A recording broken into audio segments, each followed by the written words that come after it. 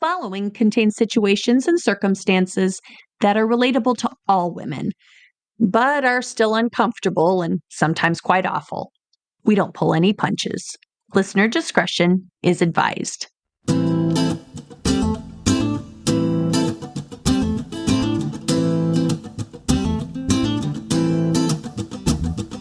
Life's a foolish game. Do you ever feel the same? Well, maybe we could change, turn this ship another way. Feel it in the darkness, we're sailing right into those jagged cliffs. Yeah. Some say we've always been insane. Hey, life's a foolish game. Life's a foolish game. Let's face it, women can be fierce, especially when they're fighting for a cause they believe in or to defend those they love the most. Welcome to Frenemies, a Toil and Trouble Media original. On this show, we discuss notable women and the rivalries that help define them. This week, we return to the stage of the first Democratic presidential debate of 2019, when Kamala was handing Joe his ass back, and he was still butthurt. A seasoned politician, Joe Biden expected many things to occur when the Democratic primary candidates finally got a chance to square off. He expected a range of topics to be discussed: the economy, foreign policy, and social issues.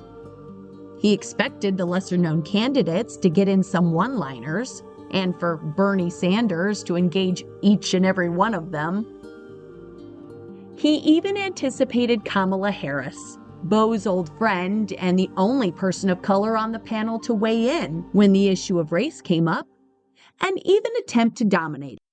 She would make a few good points as California's former Attorney General and the state's junior senator, but her lack of congressional experience would leave plenty of meat on the bone. What he didn't expect was to be called out as a racist. When the moderators called for a commercial break, he reached out to the first person he clapped eyes on, another unknown named Pete Buttigieg, and reacted. Well, that was some fucking bullshit. Pete didn't know what to say. The former vice president and party legend had hardly said 5 words to him throughout his entire campaign. He wasn't sure Joe could even pronounce his name. But he shrugged and offered a mildly neutral platitude. Kamala took the break to get a drink of water and recenter herself. She did it. She landed the punch that would set her apart from the other newbies and pit her against the big dogs. She was pleased she had delivered it so well, and that it looked as if it had been received well by the viewers. If only it hadn't been necessary. But sitting in the audience, Jill was seething. That bitch. It was all she could do not to jump out of her seat and throttle her. And if attacking Joe wasn't bad enough, what made it worse to Jill was that the attack didn't come from a stranger, but from a family friend. Kamala and Beau were so close. She had spoken so fondly of him at the funeral. And now here she was, calling his father a racist to score a couple cheap points in a debate. Loyalty? It seemed to her Kamala didn't know the word. As soon as the cameras cut to commercial, Joe's team started crunching the numbers. Her comments had made an impact, but it probably wasn't fatal. This was just one punch on one night of one very long campaign. But observers took his near non-reactive reaction differently. Was Joe just going through the motions? Did he think this was just going to be handed to him? He had seen how things had turned out for Hillary Clinton when she cut corners. It's my turn is hardly a platform. To many, it almost seemed as if Joe was trying to run the clock before the game had even started. And as they discussed these and other observations, Kamala's characterizations began to grow legs. Joe's press people agreed and prepared statements to respond. I think he listened to her story. It was personal. It was heartfelt, Kate Bedingfield said at a press conference shortly after the event concluded. He heard her story. I think she told it very powerfully. He listened. You heard him focus on his message for the American people and what he would do as president. Then Simone Sanders, no relation to the Sanders screwing up women's basic rights in Arkansas right now, added, I think you guys are looking for Vice President Biden to comment on Senator Harris's experience. It's not for anyone to reject or validate what she was saying. Her experience is her experience. And I think we should leave it at that. But when they were asked to explain Joe's position on busing, none could. He's a front-runner, Bedingfield dodged. People were going to take swings at him. Trying to take swings at him, trying to score points. It's a debate. We understand that. 11 minutes later, they retreated, never really feeling they'd made headway. Some feared the campaign was already over, even if they didn't want to admit it. After the debate, Kamala went back to her hotel to decompress. Her aides spent the rest of the night drinking and celebrating. Joe got on a plane to return home. His aides drinking and taking to Twitter. 2 days later, Joe's team reconvened to decide their next move. While things had quieted down, they certainly had not bounced back the way they had hoped. Her carefully crafted accusation had hit the mark, and Joe was now seen by many voters as a closet racist. No one really knew what to do. To be fair, no one really understood the federal busing policy. Not as it was in 2019, anyway. Integration, brought on by Brown versus the Board of Education, happened nearly 65 years before. The decision literally old enough to qualify for Medicare. And Joe had never been opposed to integrated schools. Just the idea of feds forcing schools to bus. But, thanks to Kamala, he was merely a kinder, gentler segregationalist. That put Joe in a difficult spot. He couldn't attack her outright. To do so would risk coming across as an angry old white guy. But he couldn't let it stand either. That would be viewed as an admission, and one that she and every other rival would be sure to take advantage of. So they decided to educate the masses about the busing issue, starting with the media. Reporters following the candidates received calls from Team Joe with more busing information than they ever wanted to know, even those that were following other candidates. Then Joe's team reached out to an opposition researcher and learned an interesting little tidbit about Kamala. When both candidates headed to Iowa for the 4th of July weekend, he played a little offensive of his own. After hours of leaking questions and wording to the media, one reporter asked Kamala her position on the busing issue and how it differed from Joe's. Under the glare of the cameras, she said she didn't support it, unless local governments opposed busing. Joe immediately jumped in and said it was his position as well. But the next day, Kamala tried to walk back the agreement, suggesting Joe was riding on her coattails. She questioned why Joe had been so unprepared for her challenge at the debate, suggesting he was the one making the pivot. But the move put more than just busing on display. It showed Kamala hadn't refined her position on much besides that. To Jill's delight, she hadn't done her homework. While her team had been basking in the afterglow and printing off "That Little Girl Was Me" t-shirts, no one had spent any real time defining her platform. She had prepared so hard for the debate and squaring off against her rivals, she had spent very little time defining what her administration would be. And thanks to Team Joe, Nearly every reporter she clapped eyes on had that one question in mind. If that wasn't bad enough, aside from the debate, Kamala's campaign failed to make any real connection with voters. Polls showed her stagnating at the bottom, unable to make any gains. The bumps she got during the debate eventually receded, while Joe, now perceived as an underdog, had a monumental recovery. A key contributor to that was Jill. Unable to key her car or throw worms at her, Jill stuck to her husband's side and took an active part in damage control, speaking her mind and saying the things he couldn't. Joe. Now, was I wrong a few weeks ago to somehow give the impression to people that I was praising those men who I successfully opposed time and again? Yes, I was. I regret it. I'm sorry for the pain and misconception I may have caused anybody. But did that misstep define 50 years of my record for fighting for civil rights, racial justice in this country? I hope not. I don't think so. That just isn't an honest assessment of my record. I'm going to let my record and character stand for itself and not be distorted or smeared. Jill, with what he cares about, what he fights for, what he's committed to, you get up there and call him a racist without basis? Go fuck yourself. When CNN interviewed her later, Jill refined her message for the broader audience, calling Kamala's remark the biggest surprise in the party's 2020 race so far, before stating it didn't work.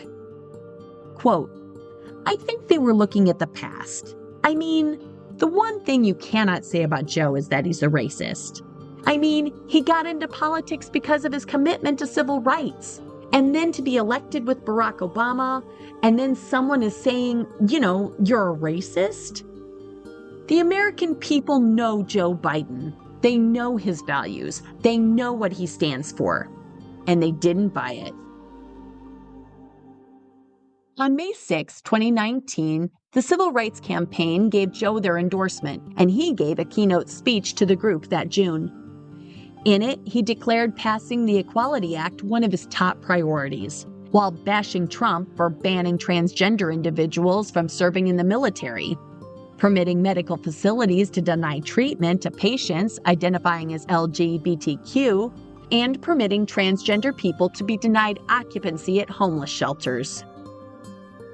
Imagine being denied a roof over your head because your authentic self offends someone else's religion. A week later, he spoke before the Democratic National Committee's African American Leadership Council Summit and reaffirmed his commitment to economic equality for African Americans, education access, criminal justice reform, and access to health care, as well as combating voter suppression in the South. Jill praised him for his words of compassion, but inside, she still seethed, her resentment towards Kamala firmly growing into a grudge. With other Democratic contenders slowly dropping out of the race and Joe's numbers rising in the polls, it finally appeared that the nomination was in sight, and Jill was finally able to take a step back and relax. But the reprieve was short-lived. Joe was no heir apparent, and he would still have to work hard in order to win a spot at the top of the ticket. He was also still seen as an old, wealthy white guy unable to relate to a majority of his party, namely those who were young, struggling, and minorities. While no one saw him as the closeted racist Kamala had painted, that didn't mean they had much confidence in his ability to represent. Reading the room, his team decided he needed a running mate that could check those boxes, and he announced those intentions to the media. In the meantime, Kamala's campaign continued to slide. The few advantages she had when she launched her bid were now seen as detriments. Her past record as California's Attorney General faced greater scrutiny as critics from both sides attacked her policies, with conservatives feeling she didn't do enough and liberals saying those same things were too excessive. Soon, her poll numbers fell to single digits, and with it, so went her chances. His campaign staff and supporters agreed Joe should choose a woman as his running mate. The move would be a tangible sign of his commitment to bringing the country back together. But the decision couldn't be made lightly. His advanced age might lead to the vice president assuming office, simply for a medical reason. The possibility was not overlooked by voters either. Whomever he picked was likely to be dissected just as much as he was. Early frontrunners for the post included Senator Elizabeth Warren and Michigan Governor Gretchen Whitmer. Jill would have been happy with either of them. But the more he mulled it over, the more he thought about his own journey to office and knew he had to pick a woman of color. Again, another great idea. In theory. When this was announced in March of 2020, the public was skeptical. Was this some kind of political stunt? Even those more enlightened in terms of racial and gender issues were hesitant to embrace it. Did he really want to partner with a diverse background and all the value it brought? Or just someone to fit the mold, prioritizing superficial tidbits over expertise and experience? Jill knew all the explanations in the world would ring hollow. Joe would have to show them. Having experienced vice presidential vetting himself, Joe knew exactly how he wanted it to go.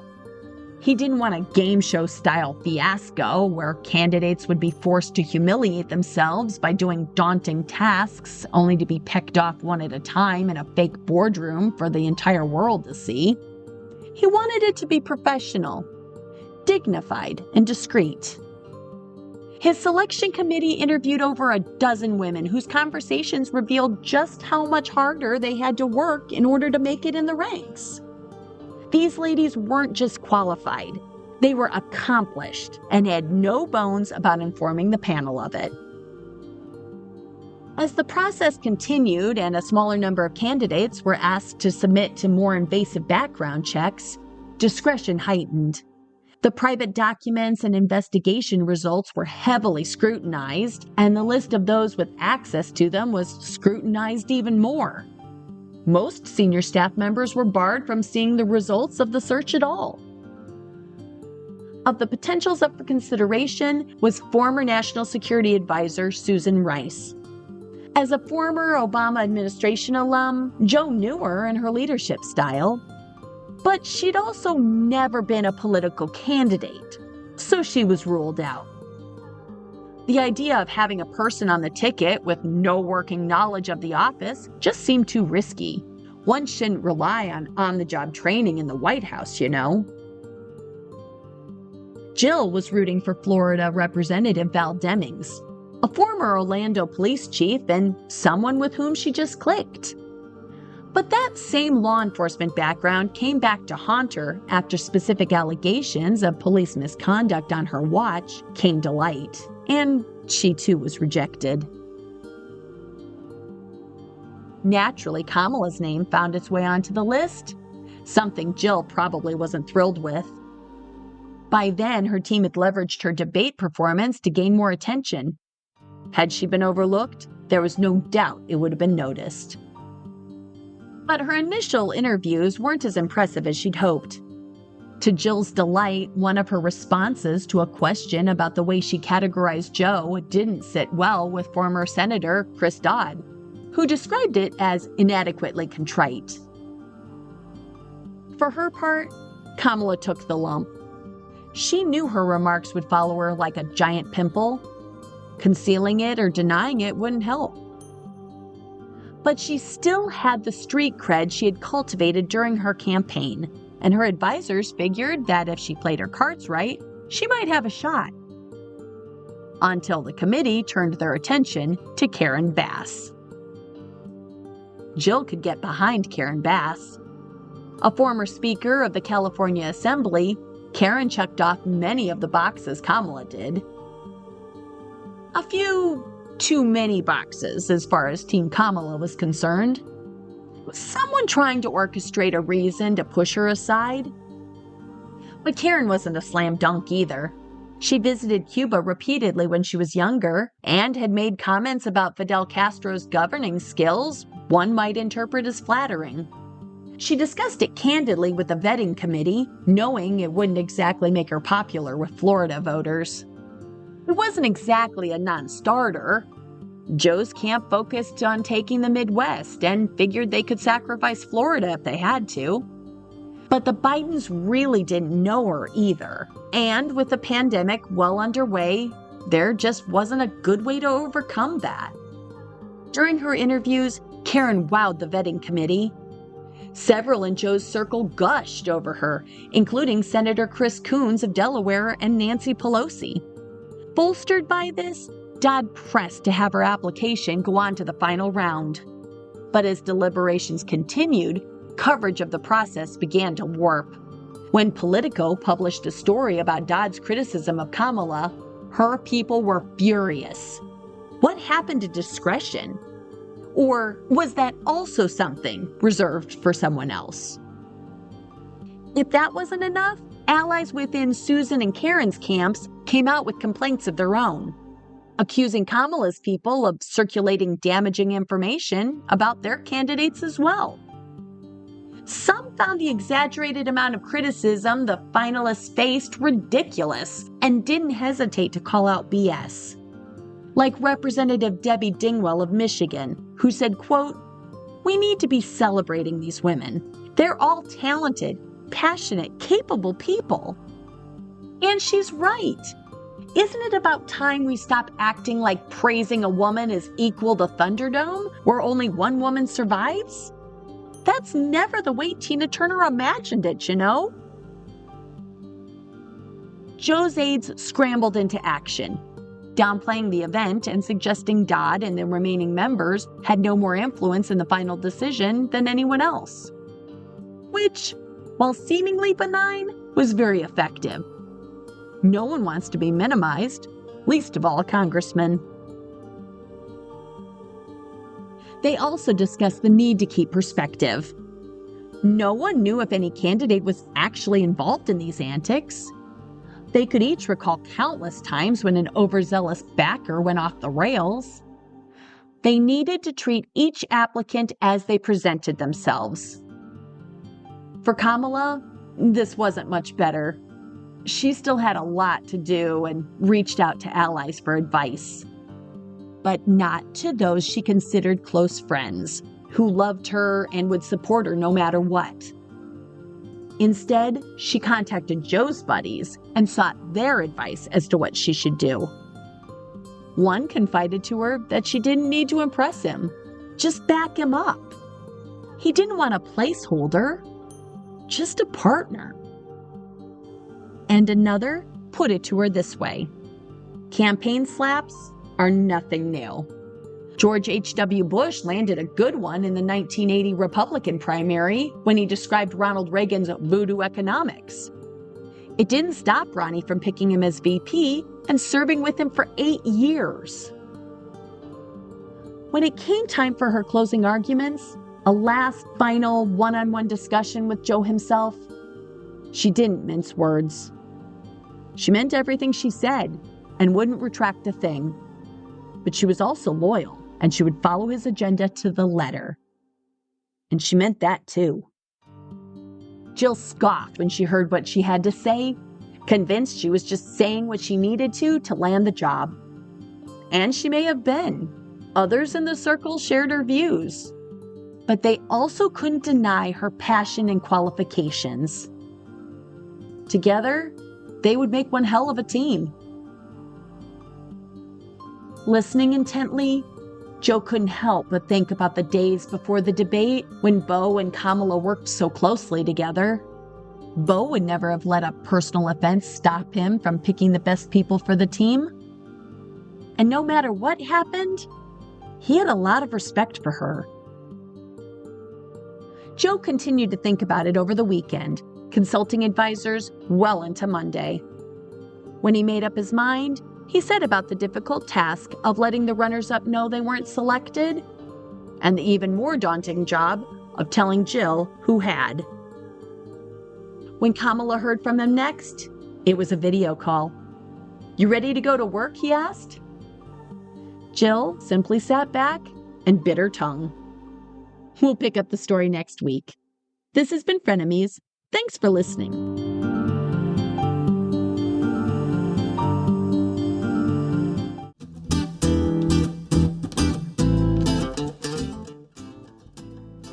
Frenemies is a production of Toil and Trouble Media, executive produced by Jennifer Beck.